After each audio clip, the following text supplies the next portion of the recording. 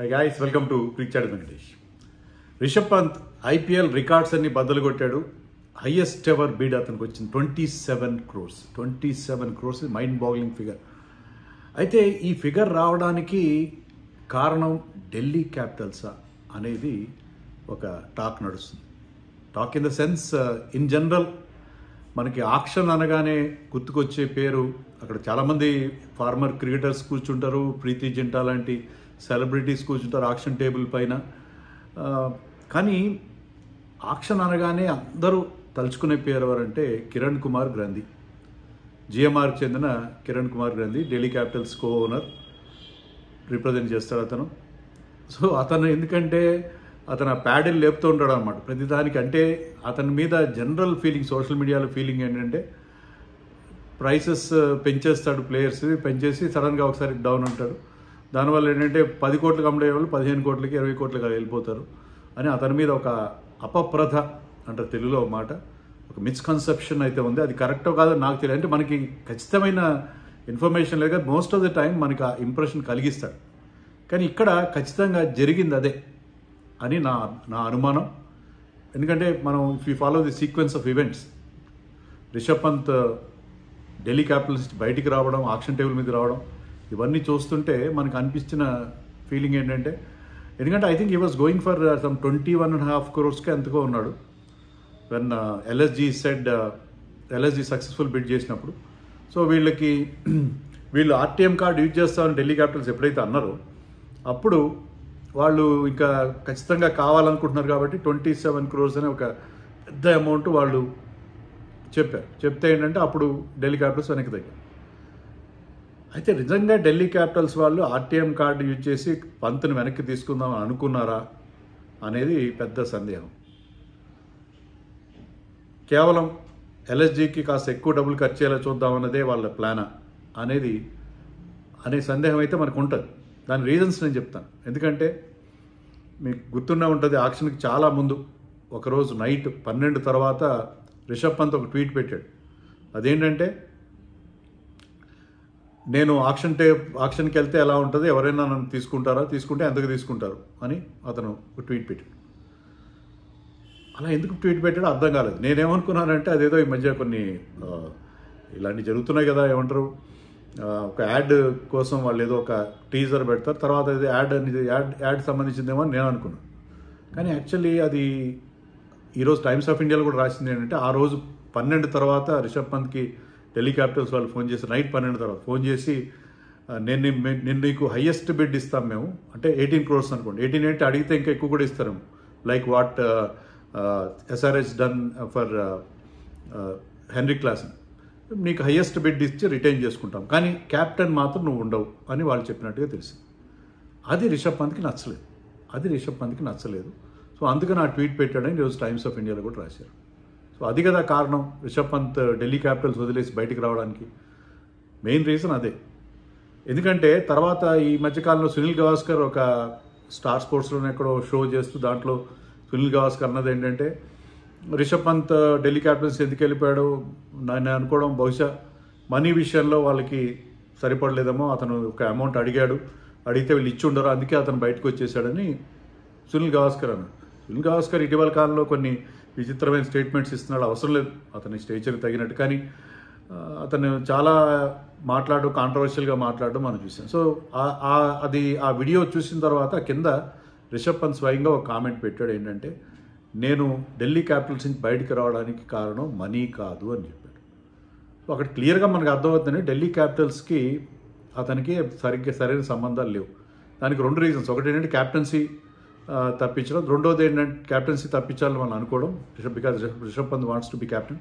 రెండోది ఇప్పుడు ఈ 2 years వాళ్ళ మేనేజ్మెంట్ జిఎంఆర్కి మారింది, but Rishabh Pant is close to JSW 2 ఏళ్ల తర్వాత కానీ వాళ్ళు మళ్ళీ వాళ్ళు దీన్ని ఫ్రాంచైజీని మేనేజ్ చేయడం అనేది వాళ్ళు చేయాలి.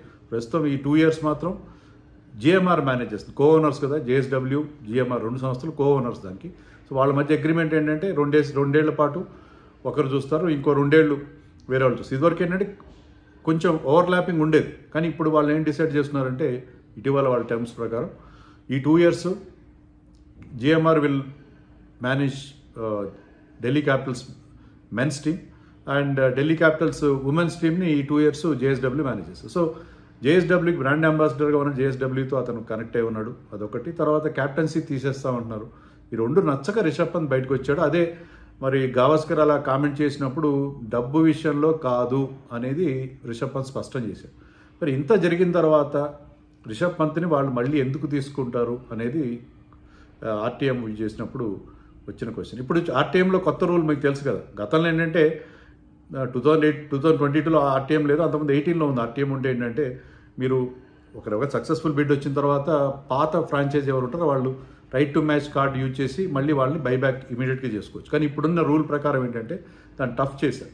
మీకు ఆర్టీఎం కార్డు నేను యూజ్ చేశాను అనుకోండి ఢిల్లీ క్యాపిటల్స్ నుంచి, అయినా సరే సక్సెస్ఫుల్ బిడ్డర్కి మరొక అవకాశం ఇస్తారు, మరొక అమౌంట్ చెప్తాడు.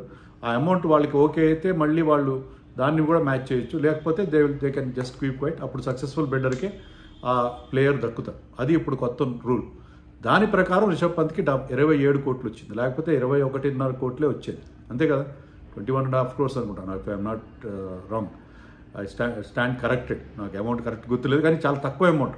ఒక సడన్గా వాళ్ళు పెంచాల్సి వచ్చింది, పెంచేశారు, విపరీతంగా పెంచారు అమౌంట్. 27 పెంచారు. సో ఆ 27 crores రావడానికి వచ్చేలా చేయడానికే ఢిల్లీ క్యాపిటల్స్ మరి కిరణ్ కుమార్ గ్రంథి ప్యాడిల్ లేపాడా అనేది ఒక ప్రశ్న. ఆల్రెడీ మీమ్స్ కూడా వస్తున్నాయి అతను, అందరికీ రేట్లు పెంచేశాడు కిరణ్ కుమార్ గ్రంథి అని. అయితే ఇక్కడ కిరణ్ కుమార్ గ్రంథి ఒకటే చేస్తాడు అనేది కాదు, ఆ ఫ్రాంచైజీ అతనికి ఆ రోల్ ఇచ్చారు, అది లేపే రోల్ ఇచ్చారు. కానీ వాళ్ళందరూ చర్చించుకునే అంతా టీమ్ డెసిషనే ఉంటుంది.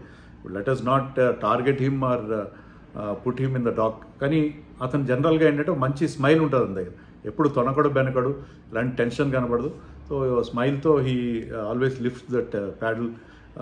ట్రిగ్గర్ హ్యాపీ ఉంటారు కొంతమంది, ట్రిగ్గర్ హ్యాపీలాగా అతను ప్యాడిల్ అట్లా లేపడం చాలా హ్యాపీగా చేస్తుంటాడు అతను. బట్ వాట్ ఎవర్, అది నాకేమనిపించిందంటే వాళ్ళు మళ్ళీ రిషబ్ పంత్ తీసుకునే ఉద్దేశం ఏమాత్రం లేదు. వాళ్ళు ఎందుకు చేశారంటే ఇదే కారణం, వాళ్ళకి అది అమౌంట్ పెంచి వాళ్ళ దగ్గర ఉన్న పర్స్ తగ్గించాలి. కాంపిటీటర్స్ కదా, వాళ్ళ దగ్గర పర్స్ తగ్గించాలి అని చెప్పి అందుకే చేశారు. అందుకే నెక్స్ట్ టైం వాళ్ళు చెప్పిన ఏ అమౌంట్ చెప్పినా 20 చెప్పినా కూడా అది ఎక్కువే కదా. 20 చెప్పినా ఇంకొక 3-4 కోట్లు వాళ్ళకి ఎక్కువ ఖర్చు పట్టించడం కదా. సో అందుకని చేశారని అనుకుంటాను. ఎందుకంటే రిషబ్ పంత్కి అక్కడ ఉండడం ఇష్టం లేనప్పుడు అతను ఎందుకు తీసుకుంటారు. వాళ్ళు కీపర్ కూడా అవసరం లేదు, ఆల్రెడీ వాళ్ళు అభిషేక్ పౌరల్ని వాళ్ళు రిటైన్ చేసుకున్నారు. సో అభిషేక్ పౌరల్ని రిటైన్ చేసుకున్నారు వాళ్ళు. అంతేకాకుండా వాళ్ళకి క్యాప్టెన్గా అతను అవసరం లేదు. So Abhishek Porel also left handed batter and keeper and he he's done well last season. So అలాంటప్పుడు వేర్ వాజ్ ద నీడ్, అవసరం ఏముంది వాళ్ళకి, అవసరం లేదు కదా.